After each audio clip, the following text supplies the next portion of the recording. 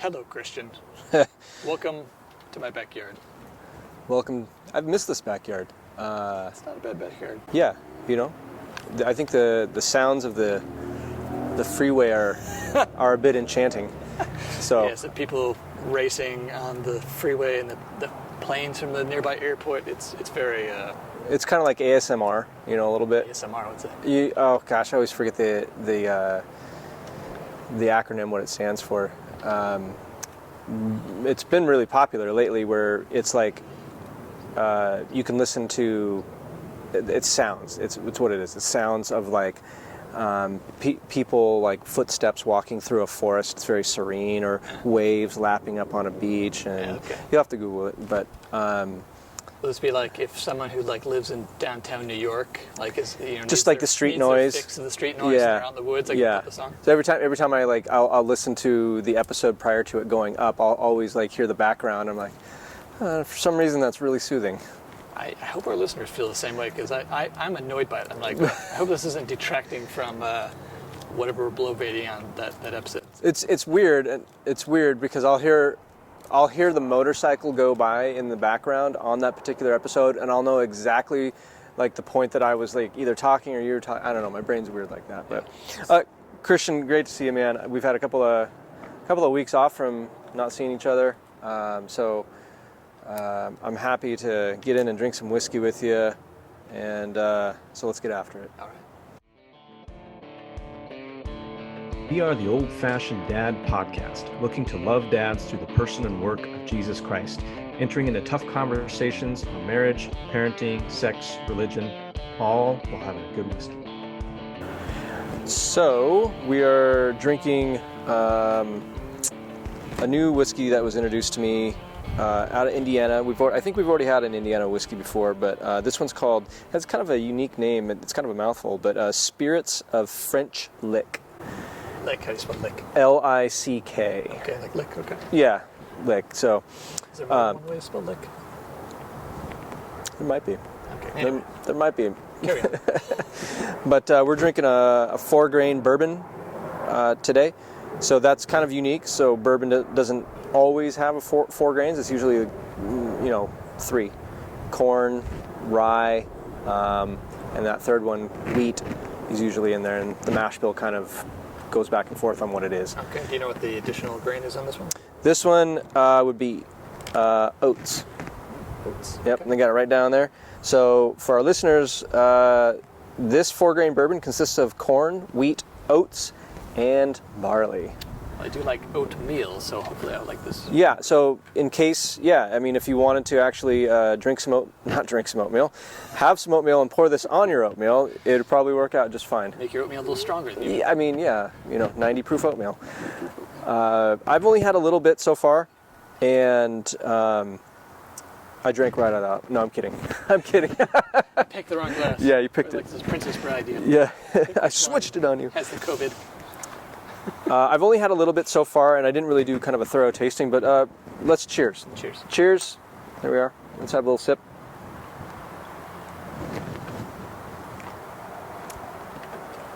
Ooh, that's smooth. Yeah, especially for 90 proof. That's right. I did taste it. I remember saying that there's a lot of brown sugar. Okay. I get a lot of brown sugar when I taste it, and so, I don't know. I suppose that would work well with the oatmeal. So if you poured on your oatmeal, that would be all right. Little mic problems there. Yeah. So, yeah. I think so. If your hipster scarf doesn't get in the way. All right. I'll just take the hipster scarf off. For those of you who are watching us right now, mic issues and had to take off my hipster scarf, really aka mask. It'd be really weird if they're watching us since we're only recording videos. That would be really weird. That would be really weird. Yeah. Anyway. Let's see. Catching up real quick before we jump into the conversation for today. I'm preparing with my wife to do homeschooling. Okay, is this first time, or other than the forced? I tried my hand at it for about 4 weeks. Okay. And I think after 4 weeks, like both myself and my daughter were like, "No, this isn't working. We need to go." I was like, "You need to go to school," and she's like, "Yeah, I need to go back to school." She's like, "Dad." Yeah, Dad, you're not a very good homeschool Dad, you know, because I just figured she would kind of police herself a little bit. Right. But 'Cause she's how old? well, then she was like maybe 8, you know.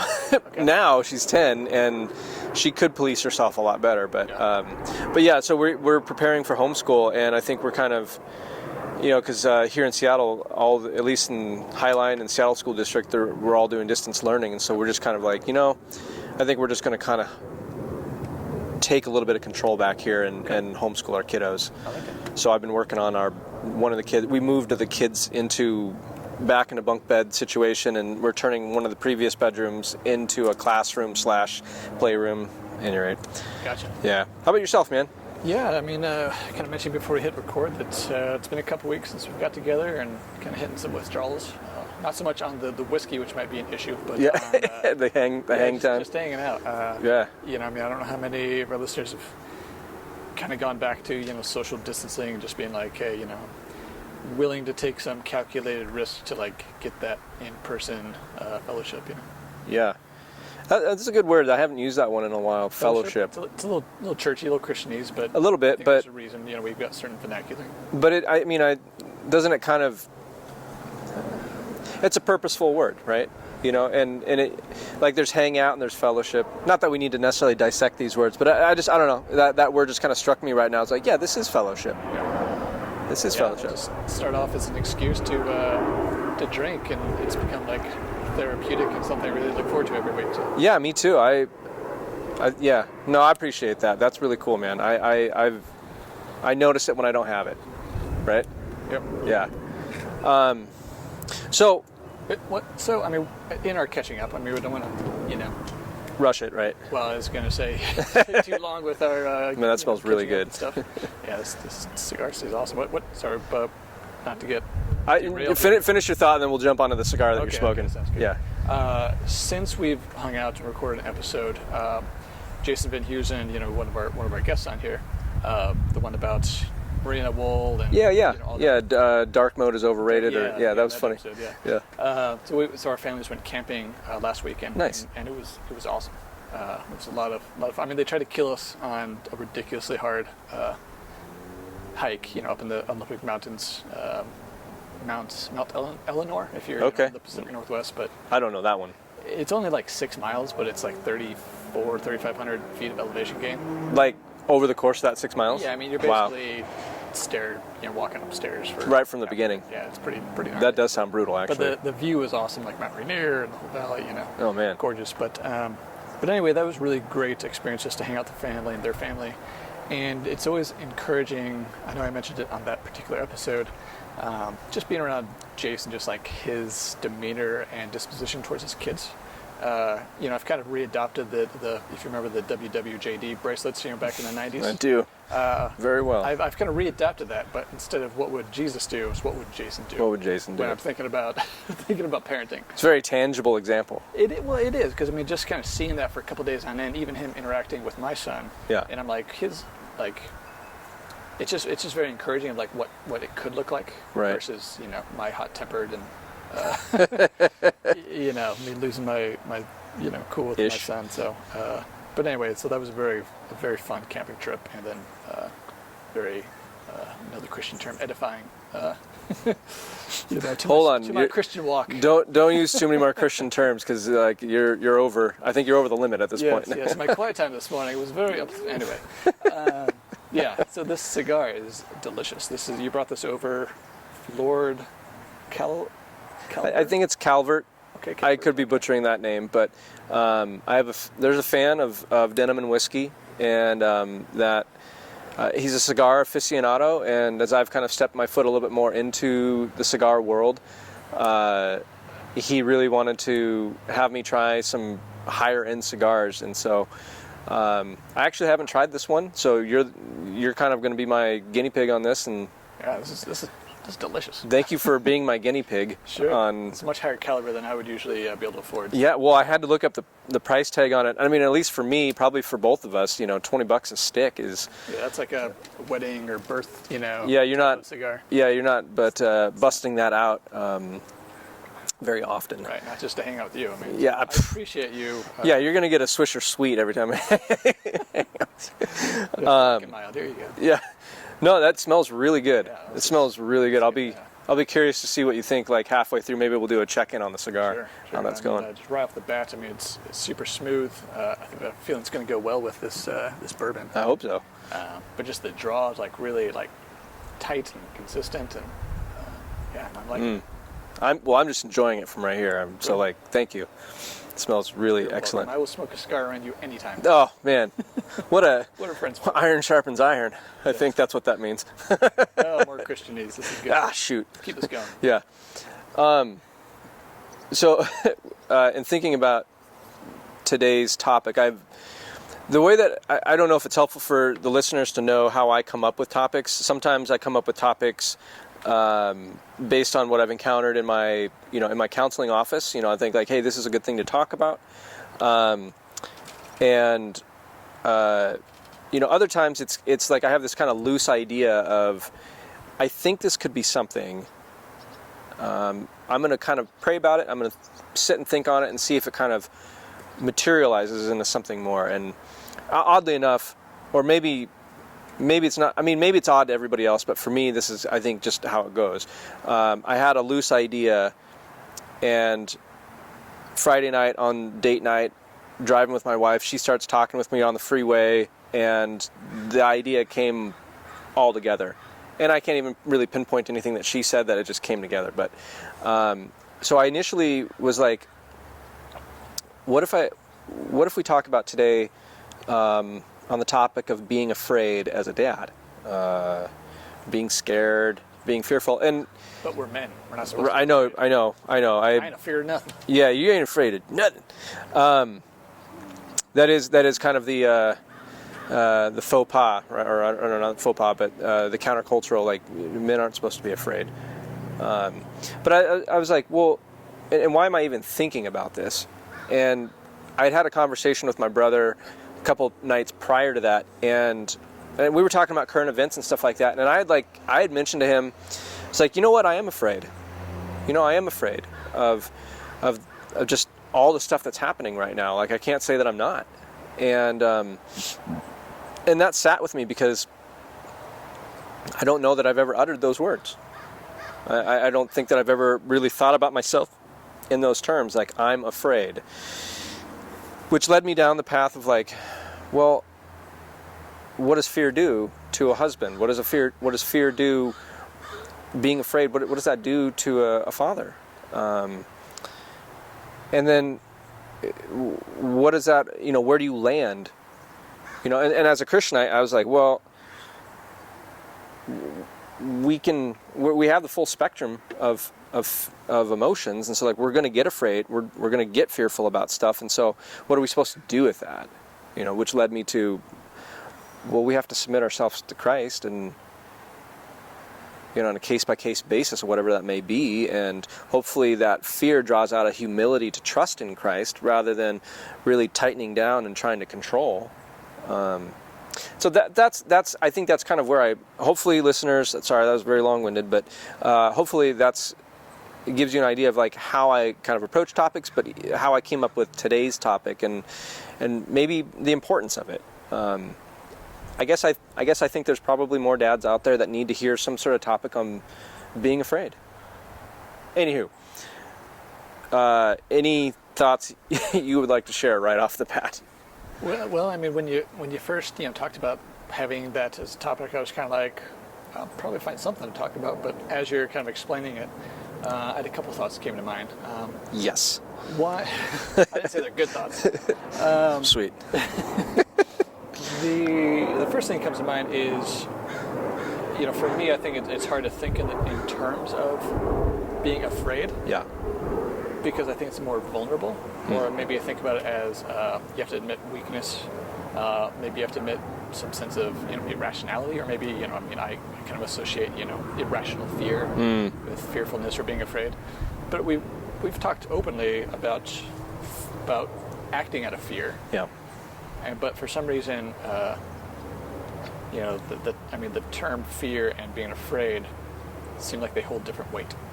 Like it's safer to say, yeah, I made this decision out of fear, but as opposed to I'm afraid. Like you're huddled in the corner, rocking, holding your knees. I don't want to interrupt your train of thought too much, but does fear, like the term fear, seem a little bit more clinical than the word afraid? I think it seems. Yeah, I wouldn't say clinical. To me, it seems less attributable, like less personable or personal. So like you could say I made a decision out of fear, which doesn't seem as It's very broad. As maybe as condemning or Specific intrusive as I'm afraid. Sure. Because then you've got to admit like you're not in control, and we're willing to talk about control and how we like to be in control, and as Americans, where it's not like a threatening way to talk about it, but when you make it personal, like I am afraid, especially if you get specific about it, I'm afraid of this happening or of this thing or whatever, then that's I think a lot more vulnerable. And even trying to be vulnerable, I think that's an attribute as a Christian dad that we try to have, as opposed to the stoicness and unemotionality of maybe our parents or grandparents. Yeah.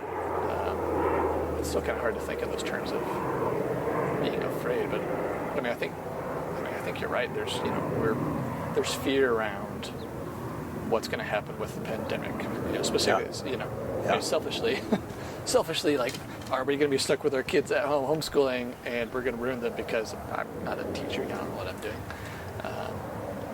Maybe as Christian dads, like the thing that comes to mind, speaking of being afraid, is like, how my kid's going to turn out. Is he going to turn out to be a total dick?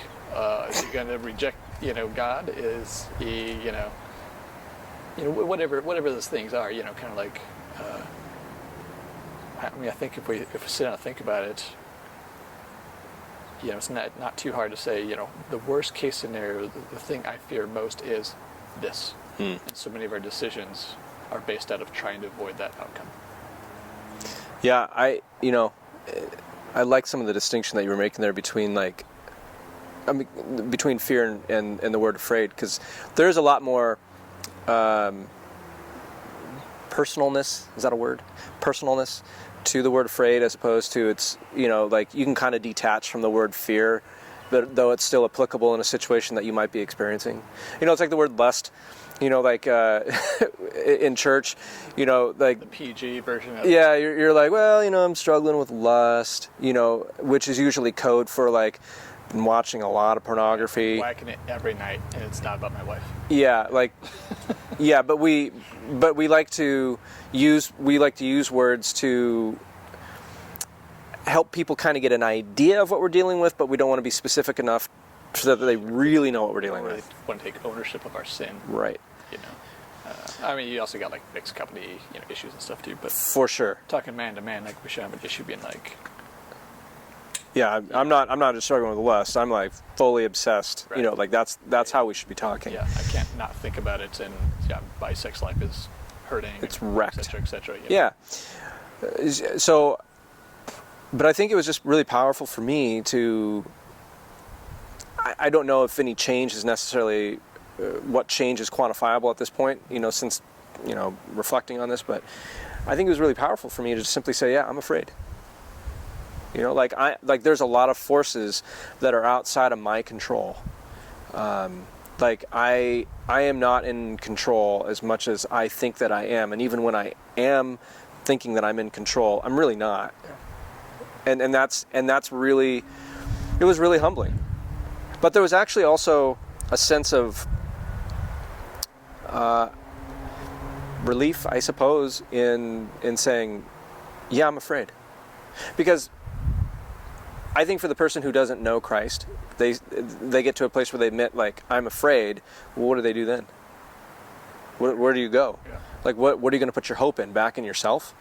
And people do that. Sure.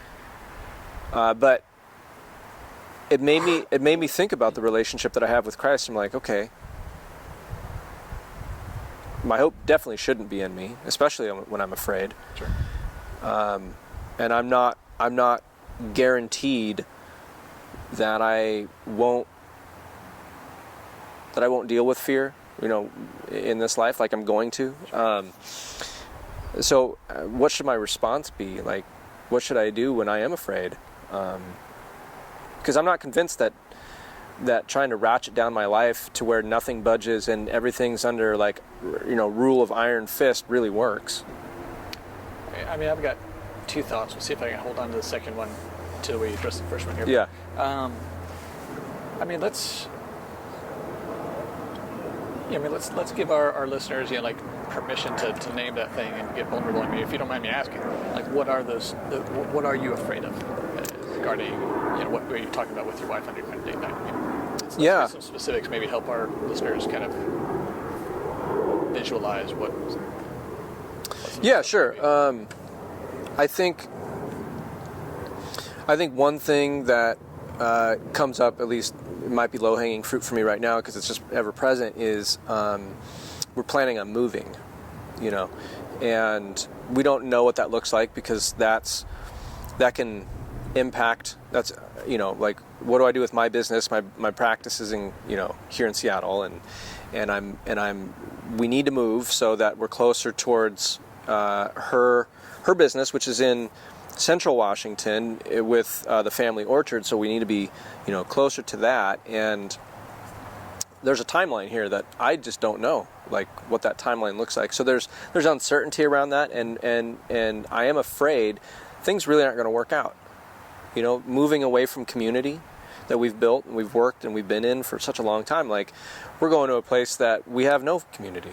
There's nothing established, and so it seems like a lot of safety nets are just, we're kind of just trusting in God, like, we're gonna, I guess, land on our feet, sure, so to speak.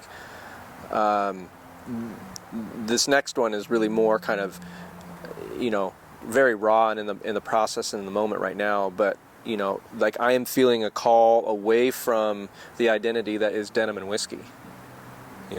And what does that mean? Because I've spent the last 5 years cultivating this identity and this personality, and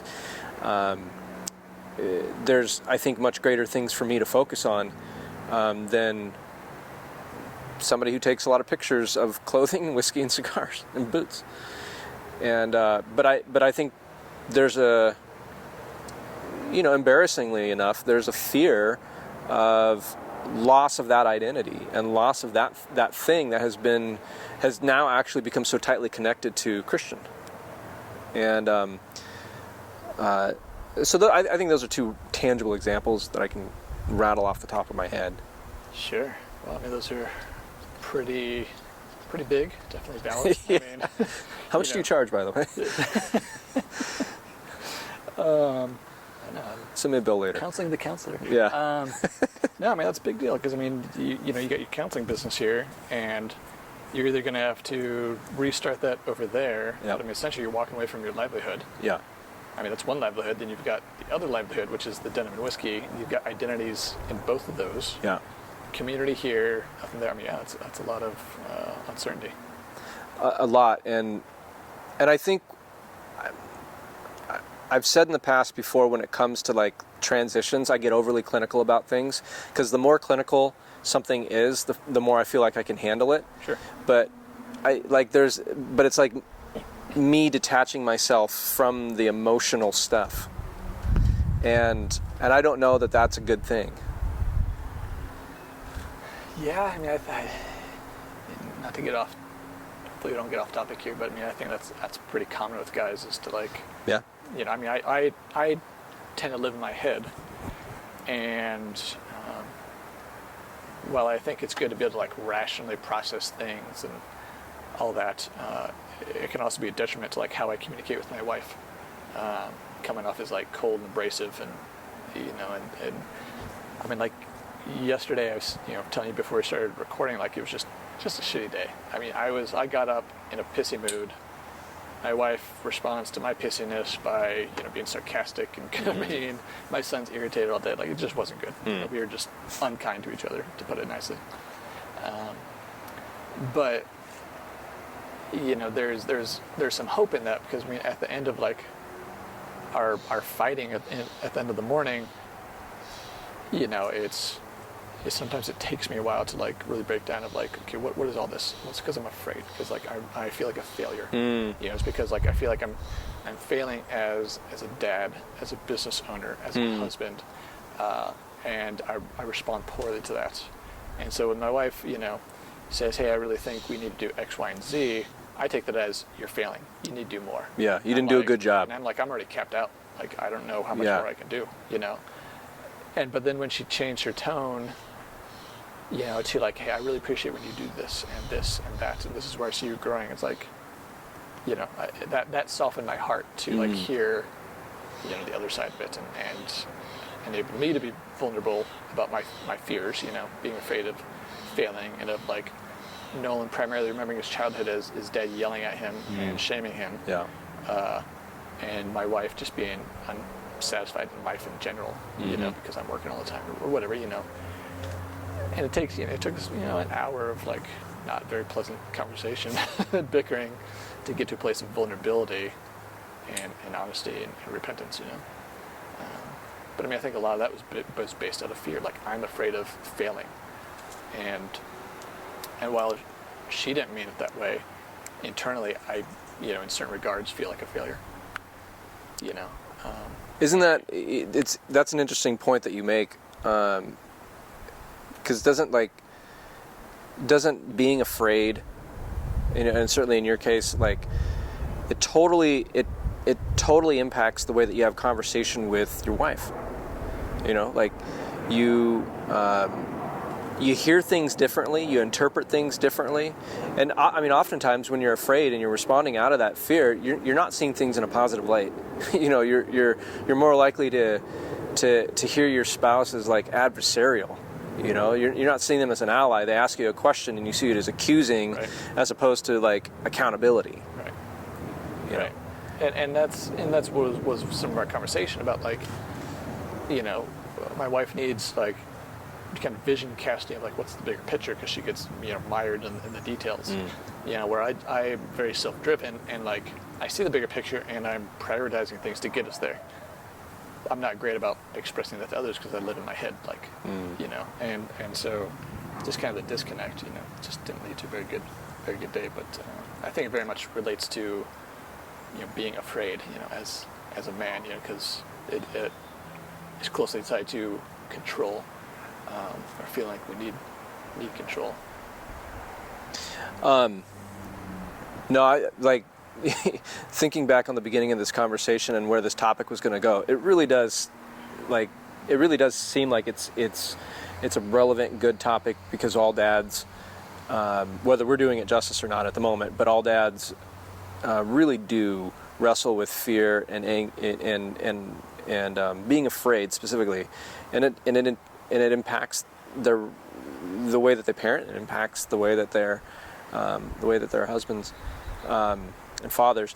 I've been reading through Isaiah, I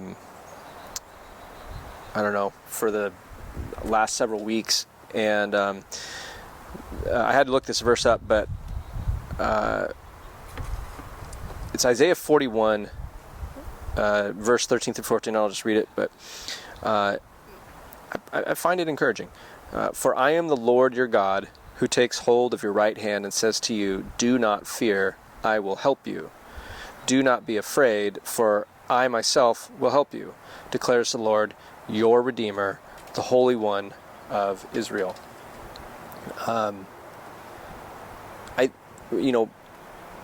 One thing I know for sure that fear and being afraid does to a father is make them forget truth.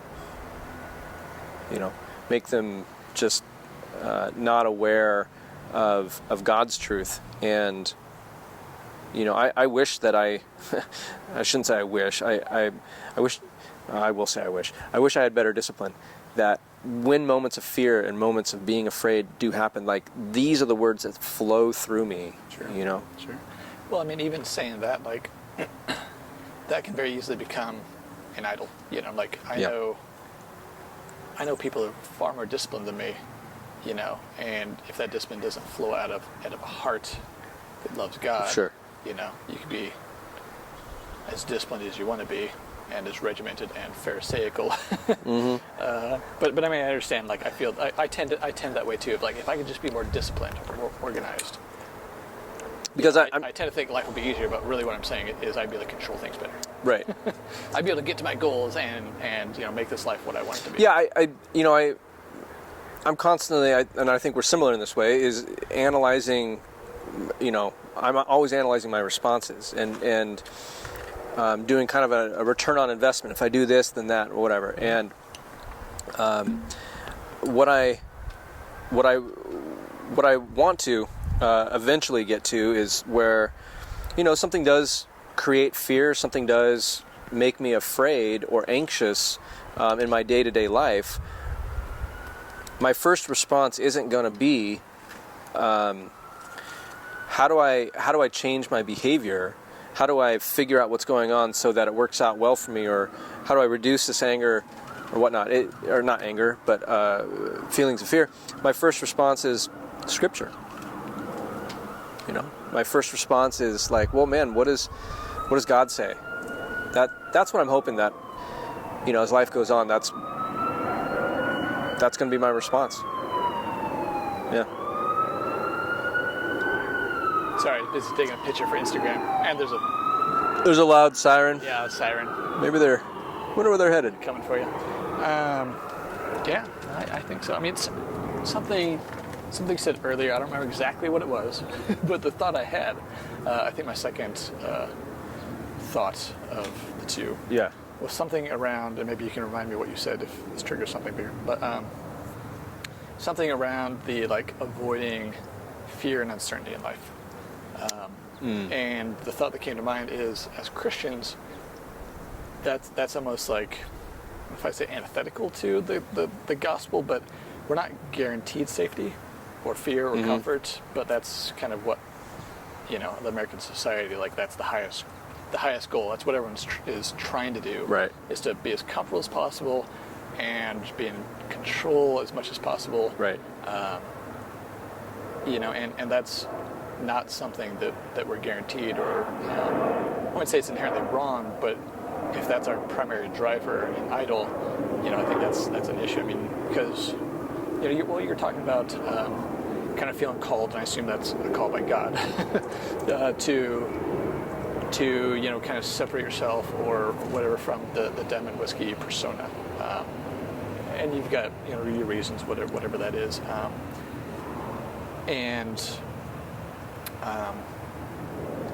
I don't remember where I was going with this, but essentially, our calling, our goal in life should be to glorify God with whatever our calling is. Yeah. And I don't, as a whole nother topic for another episode, but I remember being paralyzed in my 20s, being like, I want to be in God's will.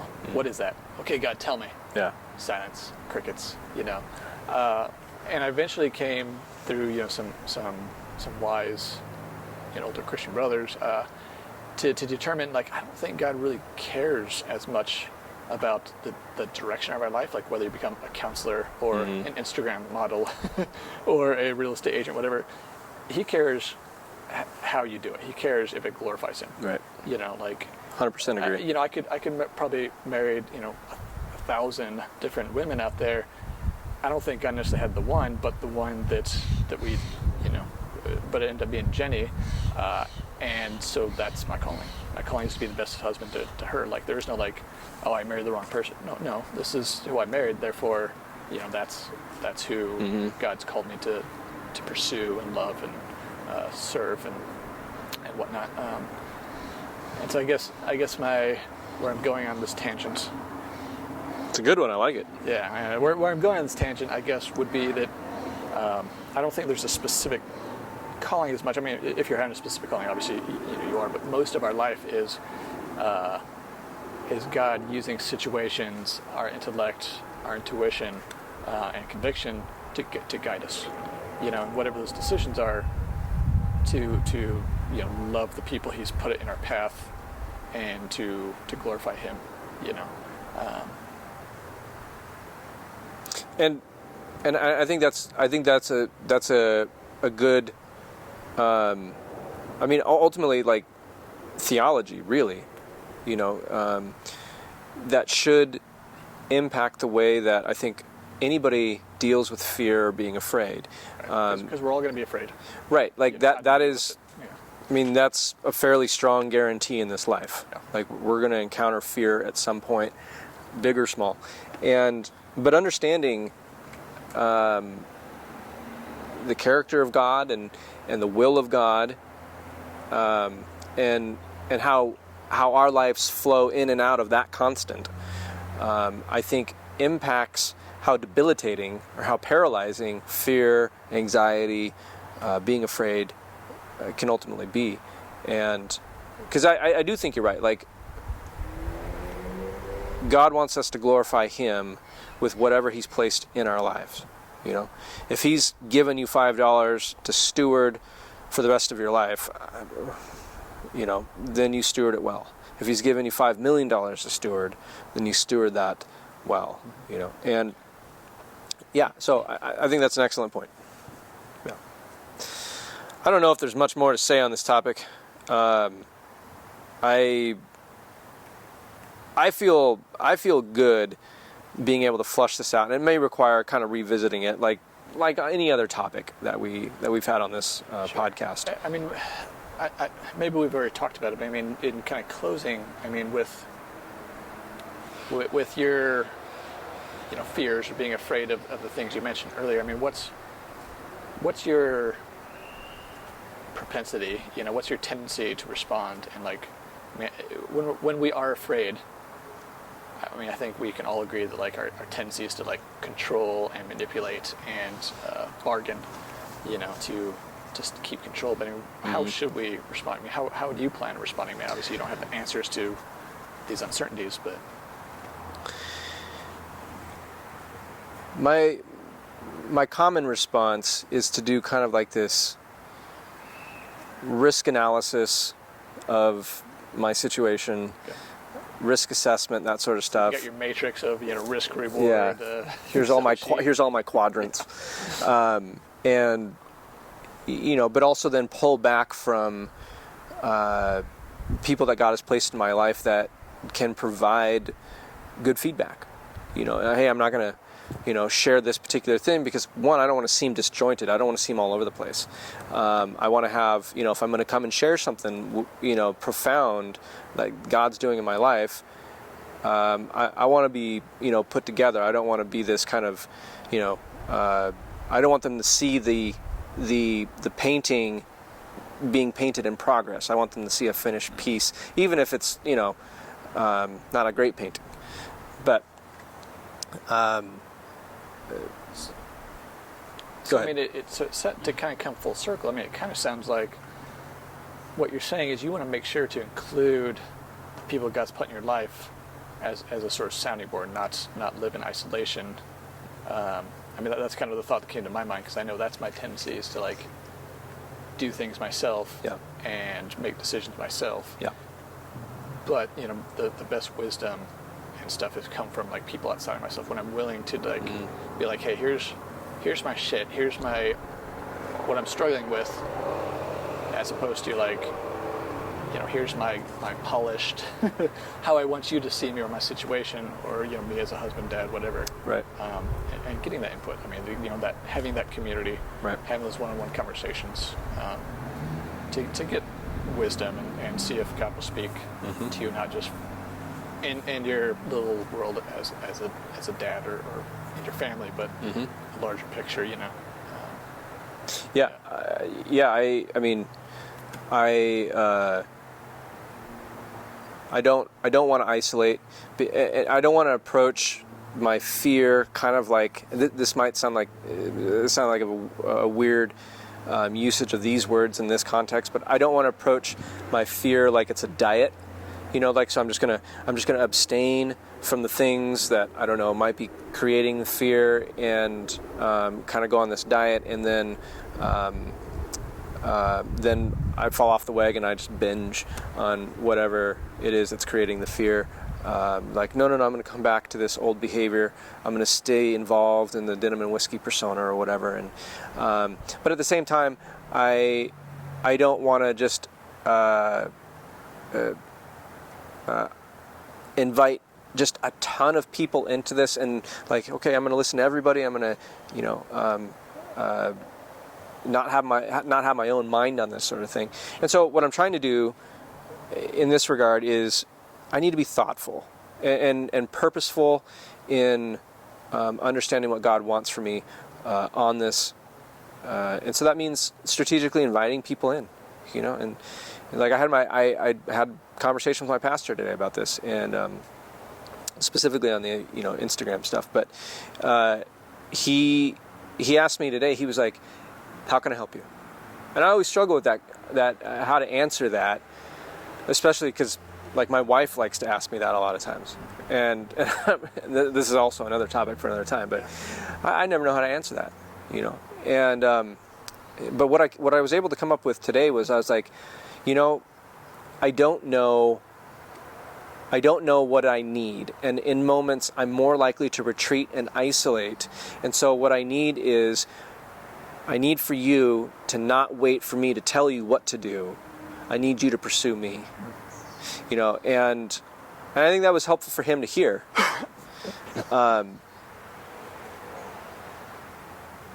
And lately I've been trying to tell my wife that, she wants to help me, but I think there's fear in, how I will respond or something like that. And I just like, what, I just need you to pursue me, and I need you to just trust God in the ways that he's telling you to pursue me, and because I don't always know what I need, So I think that's how I'm kind of approaching things. Okay. And I like that. I think it's a good kind of final word, because I know in my tendency and what I've always been told, from the Mars Hill days, is kind of like you need to be the one pursuing, initiating, leading. Yep. But we also need other men to like speak into our lives and pursue us. And I know Amen. I'm always humbled when someone comes to me, whether it's in business or as a Christian, friend, like how can I serve you? How can I love you? How can I, what do you need this time? Yep. Because I'm not used to accepting that, because I'm a strong, independent American man. You've got the gospel dialed in. Yeah. Yeah. So that's good. Well, hopefully this was a helpful conversation to our listeners. It's even if it's just to know that it's okay to be afraid. Yeah. And it's part of the human experience, and in that, try to avoid the tendency, the proclivity to look inward and isolate. Yep. But to be vulnerable and look for help and fellowship. See, there's a purpose in you using that word today, fellowship. There you go. So it came full circle. Full circle.